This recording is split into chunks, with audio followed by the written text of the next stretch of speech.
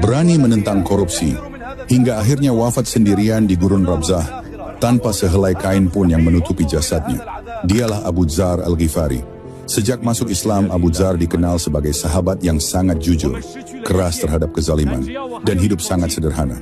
Ia tidak suka melihat harta ditumpuk sementara banyak orang miskin menderita. Ia sering mengingatkan ayat Al-Quran. Orang-orang yang menimbun emas dan perak dan tidak menafkahkannya di jalan Allah, maka beritakan kepada mereka azab yang pedih.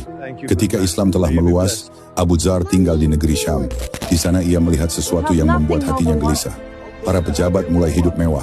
Istana besar dibangun. Harta menumpuk di tangan orang-orang berkuasa. Suatu hari Abu Dzar berdiri di tengah masyarakat dan berkata dengan lantang, "Wahai manusia, siapa yang menimbun harta dan tidak menafkahkannya di jalan Allah, maka harta itu akan menjadi api yang membakar mereka di hari kiamat." Ia bahkan menegur pembangunan istana megah milik penguasa saat itu. Jika istana itu dibangun dari harta rakyat, maka itu adalah pengkhianatan. Dan jika dari hartamu sendiri, itu adalah pemborosan. Kata-kata Abu Dzar membuat para pejabat merasa terancam. Akhirnya kabar itu sampai kepada gubernur Syam, Muawiyah bin Abu Sufyan. Karena khawatir terjadi kegaduhan, Muawiyah melaporkan Abu Dzar kepada Khalifah Utsman bin Affan di Madinah. Utsman tidak memenjarakannya, namun untuk meredakan konflik, Abu Dzar diminta tinggal jauh dari pusat pemerintahan. Ia pun dipindahkan ke sebuah tempat sunyi di padang pasir bernama Rabzah. Di tempat terpencil itu, Abu Dzar hidup sangat sederhana bersama istrinya. Hampir tidak ada orang di sekitarnya. Hanya hamparan pasir dan langit yang luas.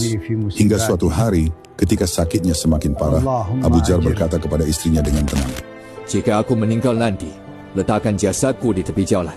Suatu saat akan lewat sekelompok orang mukmin yang akan mengurus pemakamanku." Istrinya pun menangis mendengar permintaan suaminya. Dengan sisa yang ada, Abu Dzar bertanya lirih, "Apa yang membuatmu menangis?"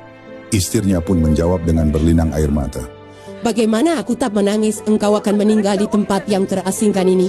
Dan kita sangat miskin. Aku bahkan tidak mempunyai kain yang cukup untuk menutupi jasadmu nanti, sebagai kafan."